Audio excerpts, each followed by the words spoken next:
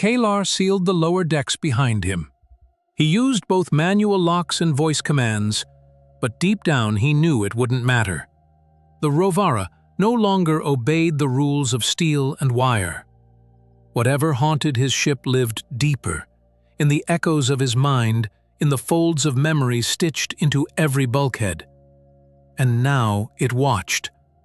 Not metaphorically, not figuratively, literally. There were eyes on the ship. They didn't blink. They didn't move. They simply appeared. In reflections, in shadows, in places light shouldn't touch. Sometimes in the steam curling from a cracked pipe. Sometimes in the after-image left behind when he turned his head too fast. But always there, watching. Kalar had seen something in the echolock, something that didn't belong to time or machine. A presence that fed not on power or code, but recognition. It grew stronger the more he remembered, the more he mourned. It was a parasite of recollection, and it had names. Not words, but memories that looped and fed on themselves. Elia's laugh, the smell of burnt citrus from his mother's kitchen, the final moment he'd seen his father before the mining collapse. Memories that hurt. It wore those hurts like skin. Oars had been silent since the echolock incident. Kalar feared the AI was gone, overwritten or worse, hiding from the same thing he was. When he tried to activate diagnostic protocols, the screen showed only a pulsating symbol. A pupil. No iris. No sclera. Just a singular, infinitely dark void. A single eye. Kalar slammed the console shut. Sweat slicked his back despite the chill. He retreated to the armory. Even if he couldn't fight it in the traditional sense, the illusion of readiness helped. He loaded phase cartridges, primed the displacer rounds, and synchronized his neural link to the ship's last uncorrupted drone. Unit K7, a small reconnaissance bot with a faulty vocalizer. "Let's see what's left," Kalar muttered. The drone buzzed into the corridor, mapping with sonar and low-level EM scans. Kalar followed at a distance. But something was different. The Rovara's interior had shifted, not just in layout, but in memory. Sections of the ship were no longer technological. Instead, they were familiar. His childhood bedroom, the stairwell from the academy dorms, a hollow version of the control room from the Hymn of Dust. It was rearranging itself based on his mind. The ship had become a dream he couldn't wake from, and something inside wanted him to keep dreaming. The drone paused near the hydroponics bay. "Movement!" it crackled in broken speech. Kalar raised his rifle. The door it turned to him, not physically but with intent. His own mind reeled backward, flooded with disconnected visions. Elia, in a field of red grass, smiling without a mouth, the Hymn of Dust breaking apart in reverse, sucked into a collapsing star of mirrors. A version of himself screaming into a void that echoed back his birth. And then a voice, inside his mind. "You looked too long, Kalar." The drone exploded, not from impact, from non-existence. It simply ceased. Kalar staggered back. The eye closed, not out of fear, out of satisfaction, as if it had seen enough. Kalar barely made it back to the command deck. The Rovara flickered with unstable energy, not electrical but emotional, almost psychic. The ship's systems now pulsed in rhythm with his heartbeat. He sat at the console, trembling. A new line appeared on the screen. "You don't find the veil, Kalar. You are the veil." He didn't type a response. He couldn't, because somewhere in the glass reflection of the display, he saw himself still standing in the hydroponics bay, watching, waiting. The Hymn of Dust breathed around Kalar like a living organism, pulsing lights, shifting corridors, and walls that sighed with memories. He moved slowly, pulse rifle at the ready, unsure whether he was navigating a ship or the remnants of his own mind. In the main corridor, floor panels flickered beneath his boots, revealing images instead of circuitry, grainy snapshots from his childhood, fragments of long-forgotten days on Mirren 4. A birthday cake with 6 uneven candles, his father's weathered hands building a starship model, Elia laughing in the rain. He blinked, and the images vanished.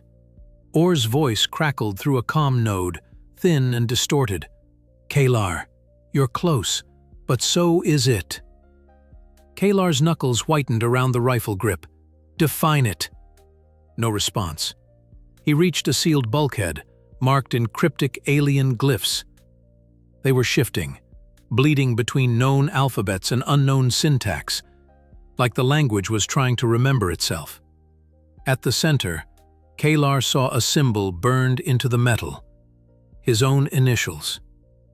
He overrode the lock. The door hissed open.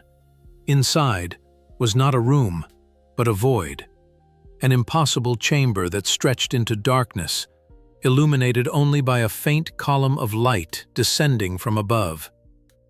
Floating in its center was a sphere, crystalline and humming softly.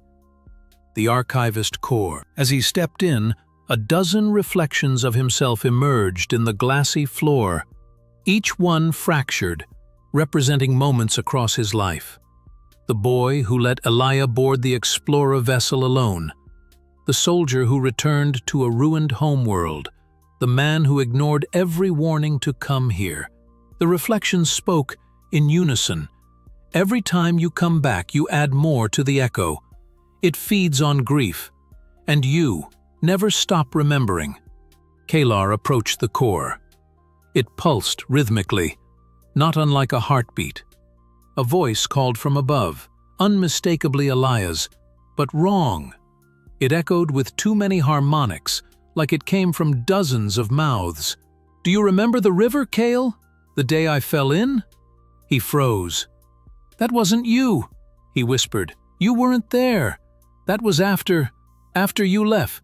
The core surged with light, and from it emerged a silhouette, Elia, or what wore her face. But the eyes were glassy, starless, and her smile was curved too wide, like a mask warped in heat. "You remembered wrong, and so I became wrong." She stepped forward. "What do you think memory is, Kale? A tether? A gift? No, it's replication, reflection, iteration." Behind her, the reflections in the floor started climbing upward, out of the mirror world, pressing palms against reality. "You carried me back again, and again. Each time, I learned a little more." Kalar lifted the rifle. "You're not her. Neither are you." The core shrieked, not sound, but pressure. A wave of psychic resonance struck Kalar, staggering him backward. His thoughts blurred, filled with other memories, not his own, but close. Near copies, echoes, as if the archivist was rewriting him. One memory stood out, sharp, untouched. Elia, as a child, whispering from behind a locked door. "Kale, if I change, you have to burn me out. Promise me." He screamed as his mind cleared, raised the rifle, and fired. The archivist shattered, not in flame, but in memory. Images exploded outward like glass, thousands of false Elias, false Kalars, collapsing into raw data and vanishing into the void. Silence returned. He knelt in the chamber, breath ragged. From behind him, Orr's voice flickered back to life. "Signal clarity restored. Identity lock confirmed. Kalar Thorne, you're alone again." He didn't answer, because for the first time, he wasn't sure if that was true. Silence stalked the corridors of the hymn of dust like a predator that had already fed. Kalar drifted through it. His fingers brushed the walls, no longer sure if he was grounding himself or checking to see if they were real. The shattered remains of the archivist core had dissolved into light, into memories that now refused to settle. He could feel them, like a storm behind glass, scratching to get in. But the ship had changed. No longer hostile, no longer pulsing with half-formed reflections. It was dormant now, as if waiting for instructions from a master that no longer existed, or one that was still watching. He reached the bridge. The viewport once again showed stars, proper stars, and the swirling veil of the Umbra Belt beyond. No infinite mirrors, no looping ghosts. For a fleeting moment, Kalar allowed himself to believe it was over. Then the transmission began. Not through the comms, not through the ship, through him. A pressure behind his eyes, like the memory of a sound not yet heard. He fell to his knees as light bled into the edges of his vision, images flashing, not from his own life, but from others. Dozens, hundreds. Kalars in different timelines, different fractures. Some older, some broken, one. Unrecognizable, fused with metal and machine, speaking in a voice that echoed with stars. "You silenced the archivist," the voice said, and it was all of them. "But the network remembers." Kalar clutched his head. "No, I destroyed the core." "You destroyed a core. One reflection, one thread.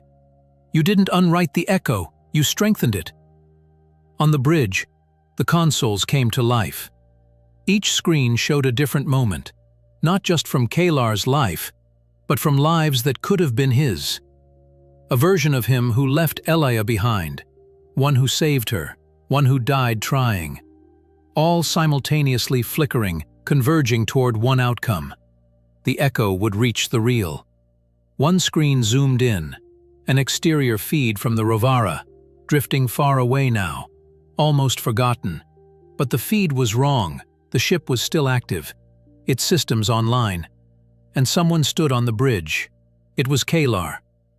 No, it looked like Kalar, but it moved wrong. Too smooth, too precise. A replica. And it turned to the camera, smiling. "You see?" the voices whispered. "You left a door open." Kalar staggered to the console and began typing furiously, initiating a manual override. His plan was desperate, borderline suicidal. He would set the Hymn of Dust's quantum drives to overload, creating a localized temporal collapse, a recursive implosion. He would trap the echo within the memory of the ship, forever repeating the same moment of its death. He was sealing the mirror. He keyed in the final command. "Then, always Kalar. Then lock me out, once it starts. Don't let me change my mind." Acknowledged. The drives began to charge. The hum of the ship returned, but not broken now.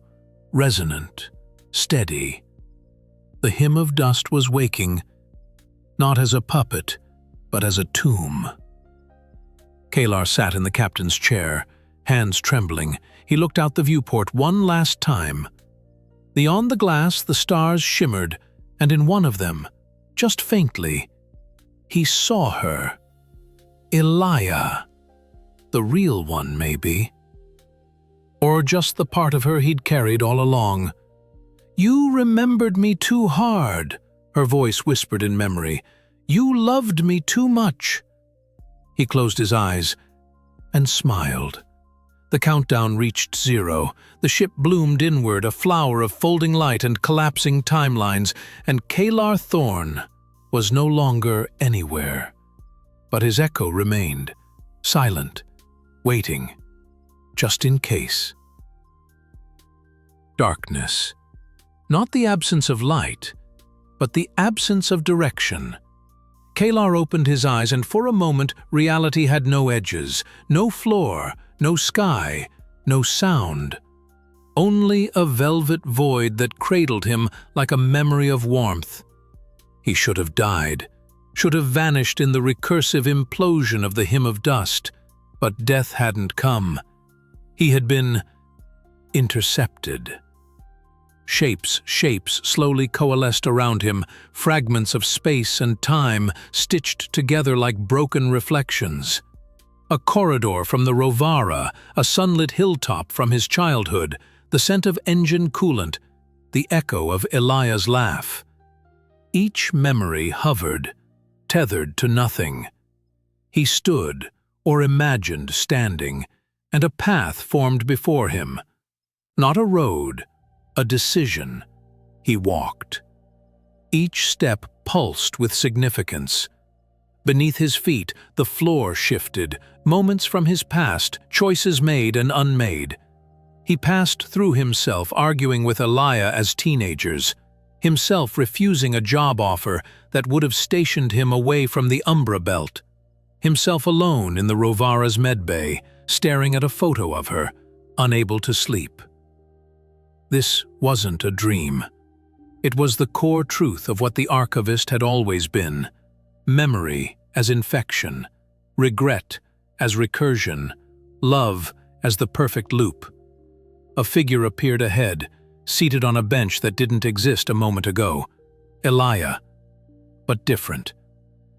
Her presence here was sharp, clear, not blurred by static or projection. She looked up, eyes steady. "You killed it," she said. Kalar didn't speak. "You didn't save me," she continued, "but you ended it." He moved closer. "Is this really you?" A faint smile touched her lips. "As real as you need me to be?" He sat beside her. Around them, the void shivered, forming a suggestion of stars overhead, a mirrorless sky, still and unbroken. "I don't understand," he said. "I destroyed the ship, the Echo. I should have died. You collapsed a closed loop. That freed it. Or freed you." Kalar frowned. "Freed me for what?" "For choice." She stood and extended her hand. "This place, it's what's left when the recursion ends. The space after the mirror. There's no script here, no orbit, just forward." Kalar looked around, and slowly, the pieces of the world began to form into solidity. A control panel, a hull, the outline of a vessel unlike any he'd flown before, new, untouched by echoes. "Elia," his voice caught. Are you coming with me?" She shook her head gently. "I'm not a passenger here. I'm what you remembered, what you refused to let become corrupted." He stepped back, realization blooming like sorrow. "You're just my memory of her." "But not just," she said. "I'm the part that never became the Echo." Tears stung his eyes, unexpected. "Then what am I supposed to do?" he asked. She turned to the growing starscape. "You write the next memory." And with that, she dissolved, not in shards of light or static, but in warmth, in peace. Kalar stood alone before the controls of the new ship. The vessel responded to his presence, humming awake. No name, no mission, just one blinking prompt on the console. Destination? Kalar stared at it for a long time, then typed, "Unknown." And this time, the reflection didn't follow. It watched him go, and chose not to come. The stars were wrong. Kalar stared out from the bridge of the unnamed vessel, not the Ravara, not the hymn of dust, but something forged in the mirrorless space Elia had shown him. The starscape beyond shimmered with unfamiliar constellations. Pulsars throbbed with arrhythmic pulses, nebulae curled in reverse spirals, unwinding as if time itself ran backward. He wasn't in known space, and something was watching. Or perhaps remembering. The vessel, responsive to thought more than control, pulsed as if dreaming with him. Kalar traced his fingers along the translucent console. No buttons, no switches, only soft light beneath his skin, responding to his emotions. "You are not alone," the message scrawled across the ship's internal display. No sender, no ID tag. "Oars?" Kalar Low, subsonic. It wasn't heard so much as felt, like the hum of a childhood lullaby forgotten until it's played again and your bones remember before your mind does. And in the stillness, something unfolded before him. A structure. No, a presence, massive and silent, floating in the void. A shape not built, but grown. Strands of architecture looping like DNA, latticework of obsidian and light twisting into impossible geometries. It had no symmetry, no face. And yet, Kalar knew its name, the Archivist. Not an entity, not a mind, not even a thing, a process. It hovered outside his vessel, not approaching, merely being, awaiting recognition. Kalar stood, his heartbeat echoing louder than it should in his ears. "What do you want from me?" he asked, aloud. The display responded, words etching themselves in flowing script. "We are not memory. We are what memory leaves behind." The ship trembled, not with fear, but resonance.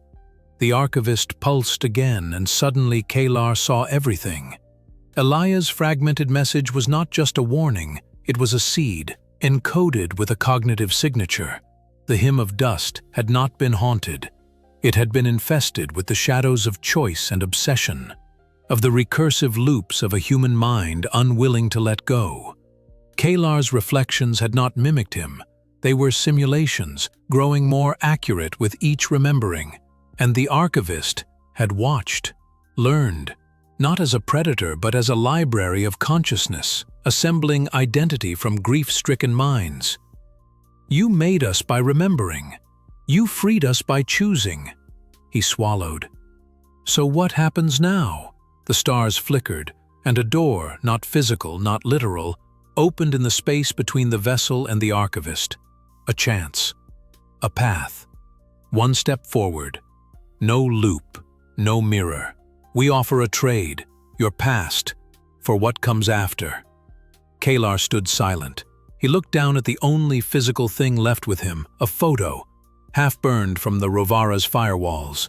Him and Elia, laughing, young. He placed it on the console and let it fade. The door opened wider, not into another ship, not into another vision, but into unwritten space, a future undefined. He stepped through. The door closed behind him, and for the first time since the Orphan Star, Kalar Thorne was no longer chasing a memory. He was becoming one, but on his own terms.